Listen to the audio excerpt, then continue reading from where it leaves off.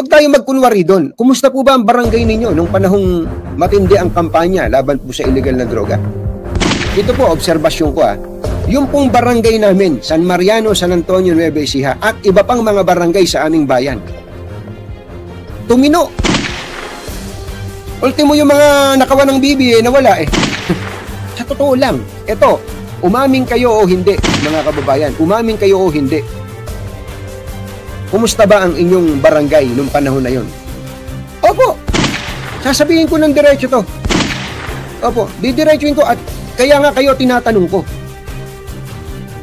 Kayo tatanungin ko, nung bang panahon ninyo, ano nangyari sa mga, nung panahon ni Duterte, ano ba nangyari sa mga barangay ninyo? Hindi po ba? Huwag tayo magkunwari doon. Oo, hindi po natin sinasabi na walang paglabag sa karapatang pantao. Hindi po natin sinasabi na walang mga napatay doon na inosente. Meron po. Meron po, marami po. Hindi ba may mga documented naman yan? Sinasabi natin. Pero ang tanong, ano nangyari sa barangay natin? Hindi po ba, mga kababayan? Mga kababayan. Ito, uulitin ko lang. Yung pong war on drugs ng Duterte administration, yes, noong pa man ay nababanggit na nating may mga paglabag sa batas sa ating pong palagay. Nababanggit din po natin noong pa man na ang war on drugs na ito ay hindi naman nakasungkit ng mga malalaking isda, ika nga, ng mga totoong mga drug lords, kundi mga dagandingding. Ang mga pinapatay ay mga nandidiyan sa mga kalsada. Pero sa totoo lang, ito, umaming kayo o hindi, mga kababayan, umaming kayo o hindi. Kumusta ba ang inyong barangay nung panahon na yon? Sige nga po. Yun ay tatanong ko.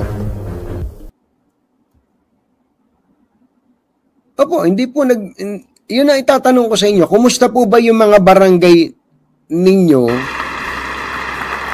Especially yung walang kinalaman sa illegal na droga, ang tinatanong ko Kumusta po ba ang barangay ninyo nung panahong matindi ang kampanya laban po sa illegal na droga? Opo, kayo po ang magsabi. Unrelenting. Kasi kampo yan ang totoo pong sukatan,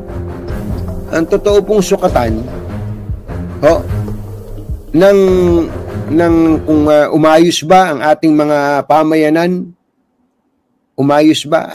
Kayo po, kayo mismo, kayo pong mga mamamayan.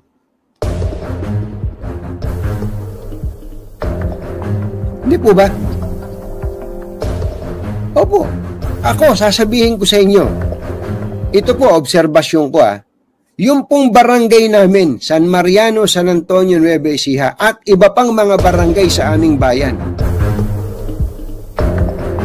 Tumino. Opo, sasabihin ko ng diretso to. Opo, didiretsuin ko at kaya nga kayo tinatanong ko. Kayo tatanungin ko, nung bang panahon ninyo, ano nangyari sa mga, nung panahon ni Duterte, ano ba nangyari sa mga barangay ninyo? Hindi po ba?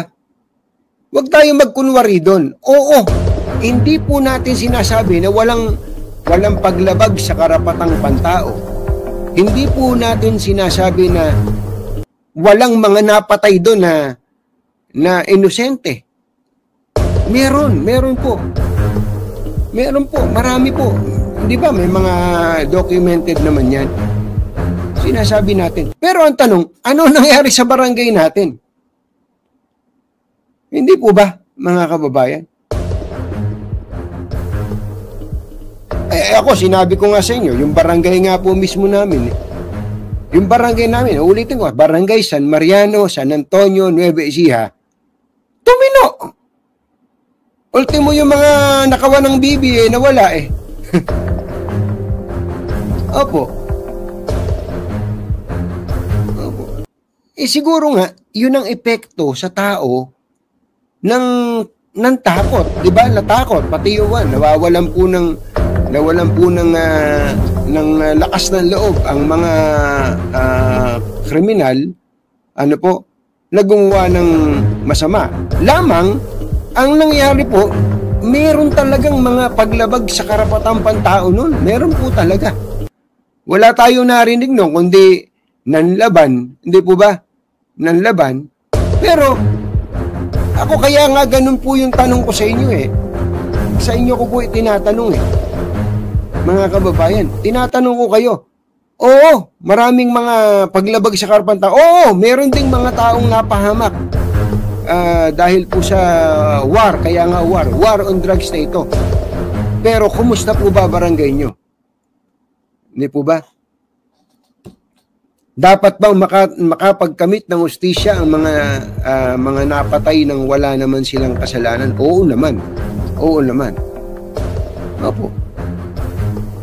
Kaya sinasabi ko lang dito, balansihin natin ang pagtingin doon. Am I justifying the killings, illegal killings? No.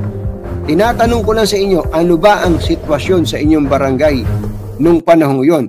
At ngayon, kumusta ba yung barangay ninyo? Kumusta ba yung mga kumakain ng adik sa inyo? Hindi po ba, mga kababayan? Ayan. Kaya yun kayong makakasagot nung tanong po na yon, mga kababayan. Wala. Ito, tinatanong ni Smiling Boy, ano ba tinutumbok na sinasabi mo, Tunying? Wala. Wala akong tinutumbok. Sinasabi ko lang na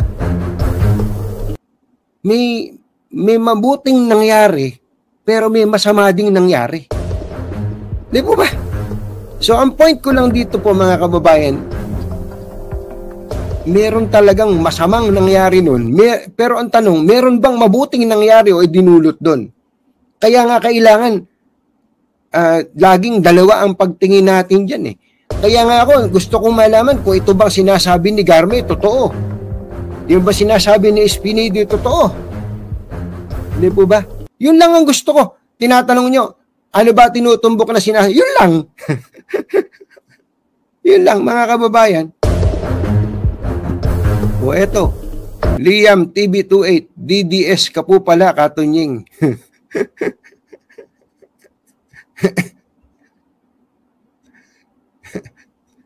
Hindi ba?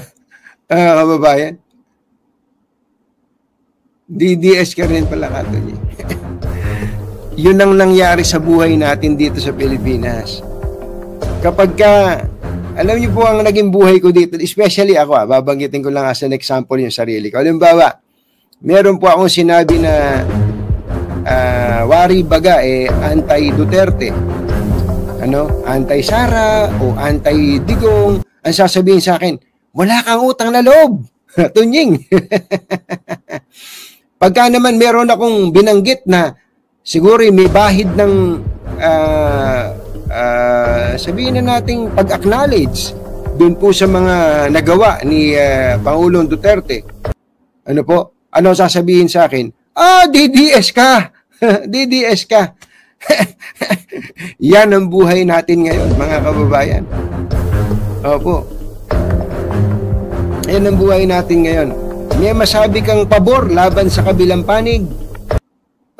Pabor para sa isang panig, ang tingin sa iyo ay kalaban na nung panig na iyon. Wala. Yun talaga. Yun talaga buhay natin. Tanggapin na natin ang totoo. Nasasaktan ba ako doon? Well, tao lang naman ako. Minsan, nasasaktan ka rin. Pero, minsan naisip ko, isa lang ang kahulugan nito. Ang bayan natin masyado pong hating-hati. Ang bayan natin talaga ay masyadong divided. Opo.